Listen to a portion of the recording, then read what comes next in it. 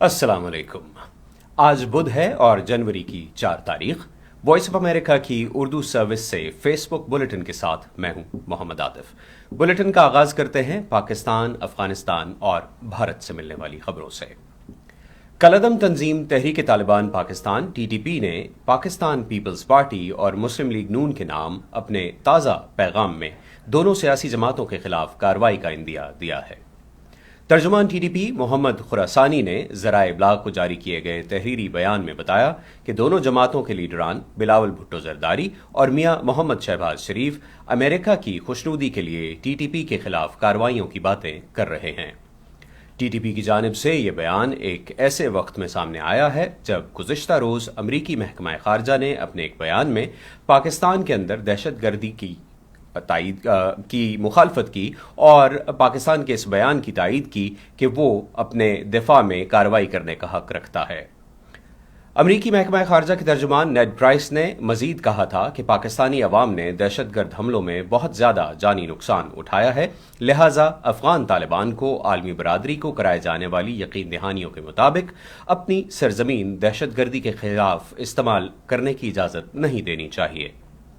माहिरीन का कहना है कि अगर TTP अफगानिस्तान में कदम जमाती है तो इससे पूरी दुनिया का अमन व अमान मुतासर हो सकता है।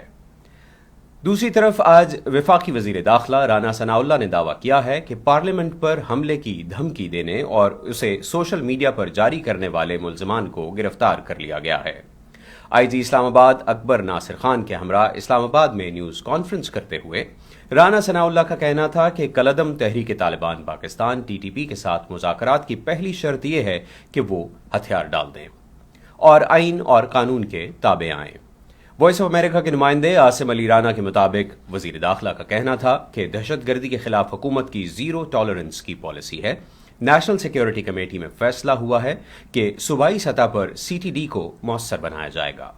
एक ताज़ा रिपोर्ट में कहा गया है कि पिछले साल की तरह इस साल यानी 2023 में भी पाकिस्तान को सख्त इक्तसादी चैलेंजेस का सामना रहने का इम्कान है। मारूफ brokerage house AKD securities company की रिपोर्ट में कहा गया है कि हुकूमत के पास मईशत की इस्लाह के लिए कोई ठोस इक्तसादी प्लान नजर नहीं आता जिसका मकसद मईशत में नागुज़ीर इस्लाहात करना हो। रिपोर्ट में इस बात पर भी जोर दिया गया है कि स्टेट बैंक के ज़खायर में सिर्फ 5.8 अरब अमरीकी डॉलर मौजूद हैं, जो महज 1.2 माह के दरामदात के लिए काफ़ी हैं। इसलिए ज़रूरी है कि पाकिस्तान जल्द अज जल्द IMF के साथ नवा जायज़ा मुकम्मल करके कर्ज प्रोग्राम को बहाल कराए। दूसरी जानिब हुकूमत ने मंगल को तवानाई की दरामदात को कम करने के लिए एक प्लान पेश किया है जिसका मकसद 200 अरब रुपए से जायद की बचत है। और अब काबुल। तालिबान हुकूमत के तर्जुमान ज़बीउल्लाह मुजाहिद का कहना है कि उनकी हुकूमत पाकिस्तान समेत अपने तमाम हमसाया मुल्कों के साथ पुरअमन ताल्लुकात चाहती है और उन तमाम तरीकों पर यकीन रखती है जो इस मकसद को हासिल करने का बायस बन सकते हैं। मुजाहिद ने मंगल को देर गए एक बयान में कहा कि हम इस मकसद के लिए पुरज़्म हैं, लेकिन पाकिस्तान की भी जिम्मेदारी है कि वो सूरत हाल को बेहतर बनाने का हल तलाश करे। इसी दौरान पाकिस्तान की वज़ीर मुमलिकत बराए ख़ारजा अमूर हिना रब्बानी खर ने मंगल को कहा कि पाकिस्तान ने अफगानिस्तान को पैगाम भेजा है कि मुल्की सलामती उसकी सुर्ख लकीर है। सेनेट की कायमा कमेटी बराए ख़ारजा अमूर को ब्रीफिंग देते हुए वज़ीर मुमलिकत ने कहा कि पाकिस्तान का मकसद अपने हमसाया मुल्कों के साथ खुशगवार ताल्लुकात रखना है। इस्लामाबाद में तालिबान हुकूमत के ज़ेरे कंट्रोल सफारत खाने ने एक बयान में कहा है कि वो उन अफगान तारकीन वतन के सफरी अखराजात अदा करेगा जिन्हें अफगानिस्तान वापस भेजने के लिए कराची में पाकिस्तानी जेलों से रिहा किया गया है। कराची में पाकिस्तानी पुलिस के मुताबिक 129 खवातीन और 178 बच्चे उन सैकड़ों अफगान तारकीन वतन में शामिल हैं जिन्हें पुलिस ने पाकिस्तान में क़याम की कानूनी दस्तावेजात न होने की वजह से गिरफ्तार करके जेल में डाल दिया था। Afghan chamber of commerce and industry का कहना है कि अफगान ताजरों को इंडोनेशिया और मलेशिया से दरामदी सामान के तकरीबन 500 कंटेनर्स कराची के रास्ते चाबहार की बंदरगाह पर भेजने पर मजबूर किया गया, जब पाकिस्तानी कस्टम्स ने गुज़िश्ता हफ्ते कराची बंदरगाह पर ट्रांजिट चार्जेस को दुगना कर दिया।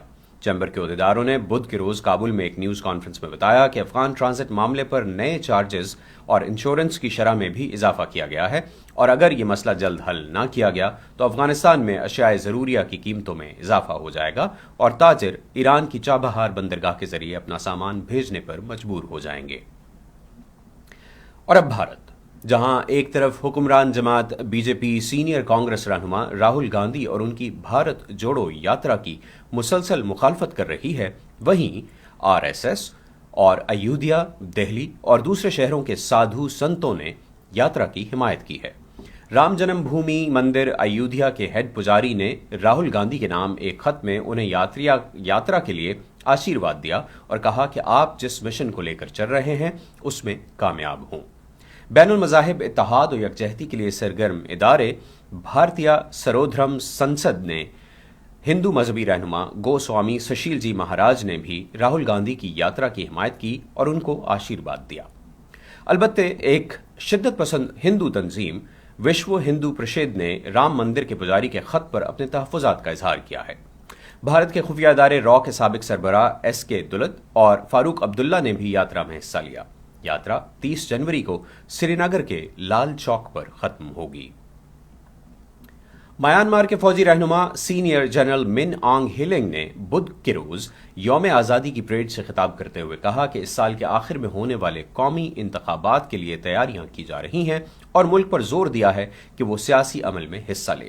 قومی انتخاب کے منصوبے کو ووٹ کے ذریعے فوج کے 2020 کے اقتدار پر قبضے کو جائز قرار دینے اور ایسا نتیجہ فراہم کرنے کی کوشش کے طور پر دیکھا جا رہا ہے جو اس بات کو یقینی بنائے کہ جرنیلوں کا کنٹرول برقرار رہے۔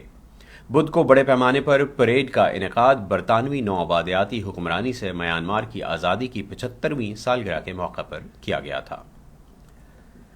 برطانیہ کی وزارت دفاع نے بدھ کو کہا ہے کہ یہ ممکن ہے کہ مشرقی یوکرین میں روس کے زیر کنٹرول شہر میں ایک فوجی بیرک پر یوکرین کا حملہ کہیں قریب گولہ بارود ذخیرہ کرنے کی وجہ سے شدید ثابت ہوا ہو۔ برطانوی وزارت دفاع نے مزید کہا کہ یوکرین پر حملہ کرنے سے پہلے بھی روس کی گولہ بارود کو غیر محفوظ طور پر ذخیرہ کرنے کی تاریخ ہے، لیکن یہ واقعہ اس بات کی عکاسی کرتا ہے کہ غیر پیشہ وارانہ طرز عمل روس کی ہلاکتوں کی بلند شرح میں معاون ثابت ہوا ہے۔ روس کی وزارت دفاع نے بدھ کو الصبح کہا کہ اس کے فوجیوں کا بڑے پیمانے پر موبائل فون کا استعمال 1 جنوری کو ہونے والے حملے کا باعث بنا، کیونکہ اس سے دشمن کو میزائل حملے کے لیے فوجیوں کے مقام کا پتہ لگانے میں مدد ملی۔ یوکرین نے پیر کو ماکیوکا میں ہونے والے اس حملے کی ذمہ داری قبول کی ہے۔ فرانسیسی خبر رساں ادارے کے مطابق روسی لیفٹیننٹ جنرل سرگئی شیروکوف نے بدھ کی صبح وزارت کی طرف سے جاری کیے گئے ایک ویڈیو بیان میں کہا کہ اس حملے کے نتیجے میں ہلاکتوں کی تعداد بڑھ کر 89 ہو گئی ہے۔ انہوں نے کہا کہ عمارت کے ملبے تلے مزید لاشیں ملی ہیں۔ یوکرین کے صدر ولادیمیر زیلنسکی نے منگل کو رات گئے اپنے ویڈیو خطاب میں کہا ہے کہ ان کے ملک کو اپنے دفاع کو مضبوط کرنے کی ضرورت ہے۔ انہوں نے پچھلے 2 دنوں سے یہ دعویٰ کیا ہے کہ انہیں روس کے ایک نئے حملے کا منصوبہ نظر آ رہا ہے۔ یوکرین میں ڈرون کی حالیہ ترقی نے ٹیکنالوجی کے رجحان کو تیز کر دیا ہے، جو جلد ہی دنیا کے پہلے مکمل خودکار روبوٹس کو میدان جنگ میں لا سکتا ہے اور یوں جنگ کے ایک نئے دور کا آغاز کر سکتا ہے۔ ماہرین کا کہنا ہے کہ روس یا یوکرین دونوں کی جانب سے انسانی مدد کے بغیر اہداف کو تلاش کرنے اور ان پر حملہ کرنے کے لیے پروگرام کیے گئے ڈرونز کے استعمال کا انحصار اب محض وقت پر ہے۔ یہ فوجی ٹیکنالوجی میں مشین گن کے تعارف جیسے بڑے انقلاب کی نشاندہی کرے گا۔ یوکرین کے پاس پہلے سے ہی مصنوعی ذہانت کے حامل نیم خودکار ڈرون موجود ہیں۔ روس بھی مصنوعی ذہانت والے ہتھیار رکھنے کا دعویٰ کرتا ہے، لیکن ایسی کوئی تصدیق شدہ مثالیں نہیں ہیں کہ کسی قوم نے ایسے خودکار جنگی ڈرون استعمال کیے ہوں جو بغیر کسی انسانی مدد کے خود سے ہلاکت کرنے کا باعث بن سکتے ہوں۔ وائٹ ہاؤس نے بتایا ہے کہ امریکی صدر جو بائیڈن 13 جنوری کو جاپانی وزیر اعظم فومیو کشیدا کے ساتھ وائٹ ہاؤس میں ملاقات کریں گے۔ وائٹ ہاؤس کے مطابق دونوں رہنما Democratic People's Republic of Korea کے غیر قانونی ہتھیاروں اور بیلسٹک میزائل پروگراموں، یوکرین کے خلاف روس کی وحشیانہ جنگ اور آبنائے تائیوان میں امن و استحکام کو برقرار رکھنے سمیت متعدد علاقائی اور عالمی مسائل پر تبادلہ خیال کریں گے۔ واشنگٹن اور اس کے اہم ایشیائی حلیف کے درمیان ملاقات उस वक्त सामने आई है जब चीन की बढ़ती ताकत शिमाली कोरिया के मिसाइल तजुर्बात और बड़े जौहरी हथियारों के लिए मुतालबात खित्ते में अमरीकी इत्तेहादियों के लिए तशवीश का बायस हैं। व्हाइट हाउस ने कहा है कि बाइडन जापान की हाल ही में जारी करदा कौमी सलामती की हिकमत अमली के लिए अपनी मुकम्मल हिमायत का इआदा करेंगे। जापानी वजीर आजम फोमियो किशीदा ने जापान की नई दिफाई पॉलिसी के तहत अमेरिका के साथ अपने मुल्क के इत्तेहाद को मजीद गहरा करने का अहद किया, जो बढ़ती हुई इलाकाई कशीदगी के तनाजुर में महज अपने दिफा के मौक़िफ़ से अलग है। कशीदा ने वस्ती जापान में इसे श्राइन का दौरा करने के बाद एक न्यूज़ कॉन्फ्रेंस से खिताब करते हुए कहा कि वो जापान अमेरिका इत्तेहाद की मजबूती को उजागर करने और जापान की नई सिक्योरिटी और दिफाई हिकमत अमलियों के तहत दोनों मुल्कों के दरमियान करीबी ताउन को उजागर करने के लिए सदर जो बाइडन के साथ बातचीत के लिए वाशिंगटन जा रहे हैं। अमरीकी ईवान नुमाइंदगान के अरकान आज बुध को ईवान के अगले स्पीकर के इंतखाब के लिए दोबारा इकट्ठे हो रहे हैं। रिपब्लिकन केविन मैकार्थी को गुज़श्ता रोज़ इस मनसब के हुसूल के लिए गैर मामूली मुखालफत का सामना करना पड़ा। उन्हें अपनी पार्टी के सबसे ज़्यादा क़दामत पसंद अरकान ने नाकाम बनाया। उन्हें अपनी ही पार्टी के सबसे ज़्यादा क़दामत पसंद नाकाम अरकान की तरफ से मुखालफत के सामने के बाद मंगल के रोज़ मुनक़दा इजलास में पहली मरतबा इस सूरत हाल का सामना करना पड़ा जहां स्पीकर का इंतखाब ना हो सका। रिपब्लिकन पार्टी को ईवान में 212 के मुकाबले में 222 की अक्सरियत हासिल है और मैकार्थी को स्पीकर का मनसब संभालने के लिए कम से कम 218 वोट हासिल करने की ज़रूरत होगी। और अब कनाडा ने गुज़श्ता साल 4,37,000 से जायद गैर मुल्कियों को मुस्तकिल रिहाइश देकर इमिग्रेशन का रिकॉर्ड कायम किया है। हुकूमत ने मंगल के रोज़ बताया कि 2022 में 4,31,645 नए मुस्तकिल रिहायशियों को खुशामदीद कहने का हदफ मुकर्रर किया गया था और इमिग्रेशन की वजारत के मुताबिक कनाडा ने इस हदफ को हासिल कर लिया। नए तारकीन वतन को मुल्क में बसाने का मकसद लेबर मार्केट में अफरादी कुव्वत की कमी को पूरा करना है। बयान में कहा गया है कि कनाडा की लेबर फोर्स की नमो में इमिग्रेशन का हिस्सा तकरीबन 100% है और 2036 तक तारकीन वतन कनाडा की 30% आबादी की नुमाइंदगी करेंगे, जो कि 2011 में 20.7% थी।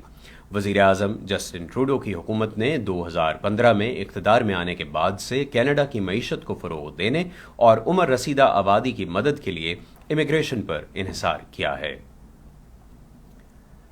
सोमालिया में पुलिस का कहना है कि बुध की सुबह 2 खुदकुश कार बम हमलावरों ने कम से कम 10 अफराद को हलाक कर दिया जब उन्होंने हिरैन इलाके के महास जिला में एक फौजी तनसीब को निशाना बनाया।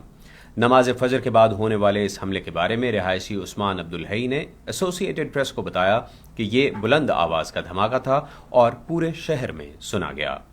उन्होंने हमले में जख्मी होने वाले कई लोगों को बचाया, जिनमें फौजी और सहाफ़ी भी शामिल हैं। पुलिस एहलकार महाद अब्दुल्ले ने एपी को बताया कि शहरियों से भरे महल्ले में गाड़ियां धमाके से फट गईं और 10 अफराद हलाक हो गए। अल-शबाब ने इस हमले की जिम्मेदारी कबूल कर ली है।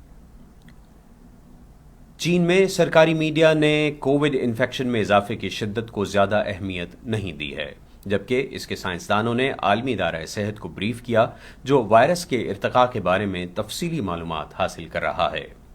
आलमी इदारे ने मंगल के रोज़ तकनीकी मशावरती ग्रुप के इजलास में साइंसदानों को वायरस से मुतल्लिक तफसीली डेटा पेश करने के लिए मदऊ किया था और चीन से कहा कि वो अस्पताल में दाखिले, अमवात और वैक्सीनेशन से मुतल्लिक मालूमात शेयर करे। WHO के तर्जुमान ने इजलास के बाद कहा कि इदारा इस बारे में तफसील बाद में पेश करेगा। तर्जुमान ने पहले ही कहा था कि इदारे को चीन और आलमी सतह पर गर्दिश करने वाले कोविड वायरस की मुख्तलिफ अक़साम के बारे में तफसीली बहस की तवक्को है। चीन की वज़ारत ख़ारजा ने कुछ मुल्कों की तरफ से अपने शहरियों पर आयद सफरी पाबंदियों को गैर माकूल करार देते हुए कहा है कि उनके पास साइंसी बुनियाद का फुक़दान है। WHO ने चीनी सेहत के हुक्काम पर जोर दिया है कि वो वबा के बारे में मखसूस और असल मालूमात को बाकायदगी से शेयर करें। व्हाइट हाउस की कौमी सलामती कौंसिल ने के एक एहलकार ने मंगल के रोज़ होने वाली इस मीटिंग पर कोई तबसरा नहीं किया है। इसके साथ ही आज का बुलेटिन खत्म होता है। मोहम्मद आतिफ को वॉइस ऑफ अमेरिका के वाशिंगटन स्टूडियोज से इजाज़त दीजिए। खुदा हाफिज़।